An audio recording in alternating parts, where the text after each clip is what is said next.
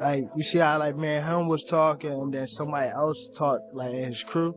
That's what get me up. Like, that's what make me, like, I always want to prove to somebody that I'm, like, they not who. You saw how he and I were conversing when someone else spoke about his crew, and that's what makes me feel like I'm constantly trying to convince people that they're not who they seem to be.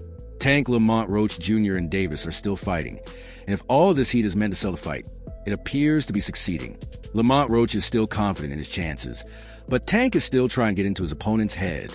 Tank wasted no time in telling him, "I'm knocking you out quick." But instead, he stepped closer, demonstrating that he wasn't about to be intimidated. The most recent press conference they had was tense from the beginning, with Tank preparing to throw not jabs, but Tank off the stage. Clearly, Tank wasn't interested in any fake tough guy act. Just overall being something that he's not been in the ring with. I'm the total package, and honestly, sometimes I think he doubts himself. But I'm a competitor, and I feel like I'm the best. So I'm a show. Just being something that he's not been in the ring with, I'm the whole package. And honestly, sometimes I think he doubts himself, but I'm a competitor and I feel like I'm the best. So I'm sure the press conference may have ended, but Roach wasn't done making a statement. He put all that energy into his media workout at No Excuse Boxing Club in Marlow Heights, Maryland. And if people thought he would look nervous, they were mistaken. He was sharp, relaxed, and confident as he moved up from 130 pounds to compete for Tank's WBA lightweight title. He knows that there are questions about his size and power, but he isn't worried because moving up to 135 pounds makes everything extremely comfortable. He said there's no stress on the weight cut, and I won't feel exhausted at.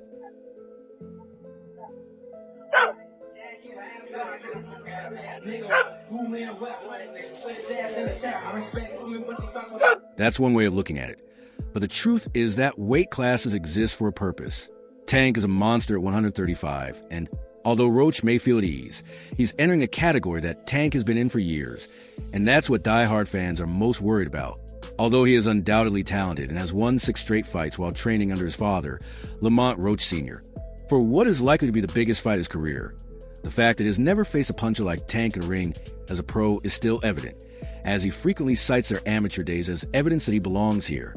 Since our amateur days, Dan has undoubtedly developed into a world-class fighter. Roach claimed that although we were both talented as children, we have both changed significantly. I'm going to demonstrate my increased evolution. 9th round. What? I say 9th round. You said 9? Yeah. What's your response to that, Lamont? Look, he got scared. Look. He looked at night. I'm telling you, you saying you going down in a night? I repeat, end round, and you respond, neen round. What is your reaction to Lamont's terrified expression that night? I'm telling you that you're going down in the night, but how much does the past really matter? Tank isn't the same fighter he was as a teenager, and everyone knows it.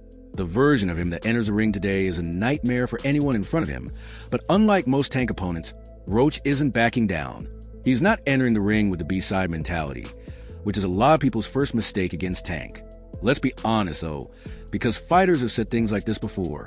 In reality, no one has ever entered the ring doubting themselves. Some were put to sleep, others were unable to continue, and whoever made it 12 rounds lost. However, before entering the ring, they all make claims that they won't make the same mistakes, that they have something different that they won't fold under pressure. Tank fights typically have a pattern. The guys appear focused at first, believing they have the speed, intelligence, and strength to match him. Then, Tank downloads their rhythm, finds a gap, and turns off the lights. Why was it so easy when he fought Frank Martin? Frank Martin was inexperienced and nervous. You know, it is what it is. It's going to be a different fight when I'm in there. He's going to be a different fighter when he's fighting me. Hey, what's your game plan? Whoop his ass. I'm always looking for a knockout. No matter what, I'm always prepared for 12 rounds. But I'm always looking for a knockout, and if I get the chance, I'm going to try to. When he put Frank Martin, it was so simple. Frank Martin was inexperienced and nervous. You know it is. It is what it is. It's just going to be a different fight. When I'm in there, he's going to be a different fighter. When he's fighting me, what your whoop is ass, I'm always looking for a knockout. No matter what, I'm always prepared for 12 rounds. But I'm always looking for a knockout. And if I get the chance, I'm going to try to knock his head off. Roach, though, is convinced he has the answer there. IQ and the skills that I have. Compared to everyone else that he's fought at just levels above, he said the tenacity that I'm going to combine with it is definitely something he's not used to. I'm bringing the total package. That's bold if he truly believes that he's either one of the most confident fighters to step in front of Tank or one of the most delusional. Tank, of course, isn't buying any of it his own media workout.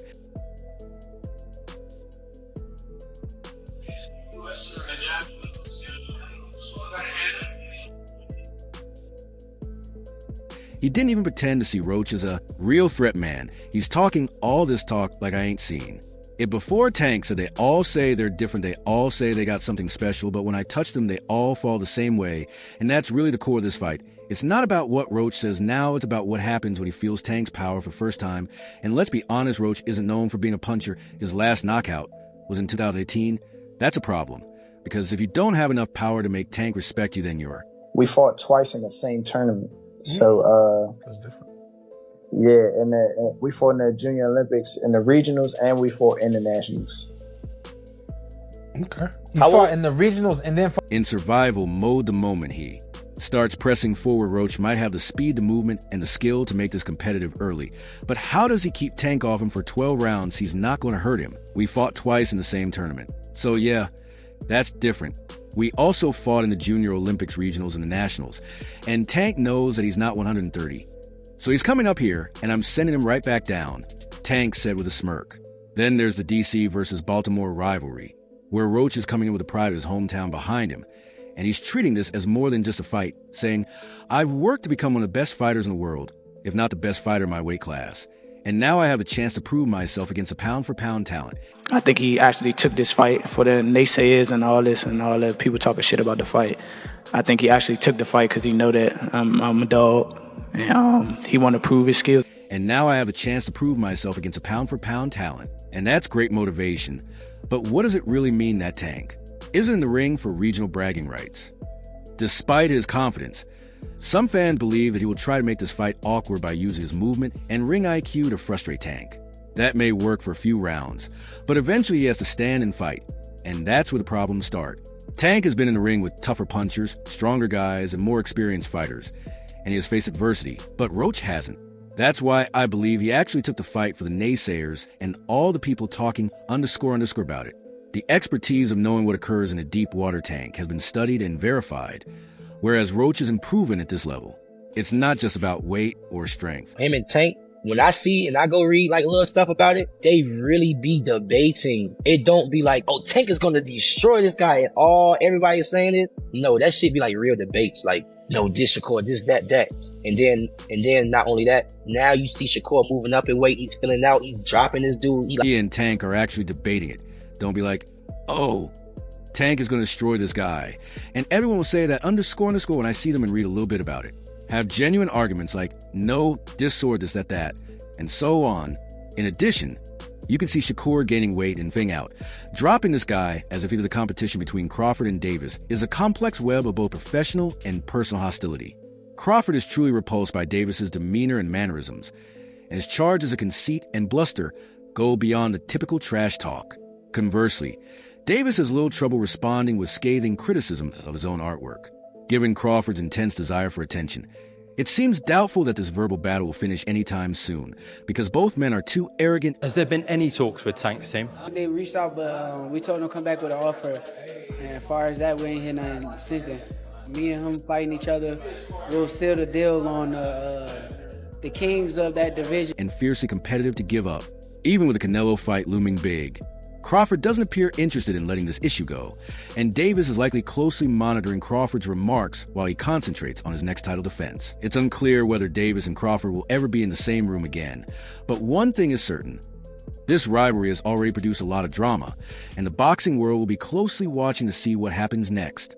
Although they are out, we told him to return with an offer, and as far as that goes, we haven't heard anything since me and him fighting each other. While Davis is hoping to earn a sizable sum of money from Saudi Arabia to fight Devin Haney, he accused Terence Crawford of seeking money with the Canelo fight. While Crawford's decision to take on Canelo in Riyadh is viewed as a challenge that will define his legacy, Tank's recent remarks of fighting in Saudi Arabia make it apparent that he is interested in luxury status and, in his words, 2, 3, or 4 Ferraris. Davis's strategy seems to be more of a bargain for his own ideal shopping trip.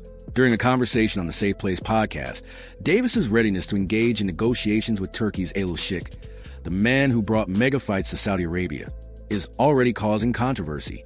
Davis made it clear that if he were to fight Devin Haney in Saudi Arabia, the price would have to be extremely high. They said, I would fight Devin. And then they said, Devin was their chosen one. Davis clarified, so now they have to pay me extra because I already know what I'm going for. I want to see, obviously, you and Tank, and that's something that I feel like has built up for years. Yeah, I mean, the fight has been built up for years, and at the end of the day, if he want the fight, he could have the fight because he's the WB fake champion. He's not the, he has the Mickey Mouse belt. So his implication was clear. If Haney is being promoted as a preferred son of Saudi boxing, Davis isn't going to enter the lion's den without obtaining a substantial insurance policy. I want to see you in Tank, of course, and that's something that has been building for years. I mean, the fight has been building for years, and in the end, if he wants a fight, he can have it because he's a WB fake champion, and he's just Mickey Mouse Bill. So if he wanted, Davis also implied in his remarks that he didn't trust the way boxing choices are decided when big names and money are involved. He essentially accused Saudi organizers of favoring Haney by adding, if I don't knock, it's uncommon for a fighter to be so forthright about worries about biased judging. Somebody asked Lomachenko. No. All right. Turkey said he got your 2 Ferraris ready. What you think about that? Oh, Turkey said he got your 2 Ferraris ready. I need 3 now. Yeah. Especially when huge paychecks are at stake. What makes this even more hilarious is Davis's prior position. You're going to get a fight to him, Davis said, referring to Haney, but also to the entire system. He appeared uninterested in joining the influx of fighters looking to profit from the Saudi boxing boom not too long ago. 11, what do you think of Lenko saying, I need 3, and I got your 2 for already? Tank is now singing a different song, and his attitude change is almost comical. He's criticizing Crawford's choice to fight in Riyadh 1 minute, then threatening to demand a luxury automobile and setting up his own desert vacation the next. Turkey, some of the biggest names in sports, have already been drawn to boxing by Al-Sheikh's tactic of investing enormous quantities of money in it. According to reports, Canelo's contract is worth enough to make... If not, y'all gonna give it to him. Mm-hmm. So that's what made me like, oh yeah, I see what's going on. So now, give me 2 or 4 or 3 Ferraris. If not, ain't no point in me going over there for. Y'all got the money.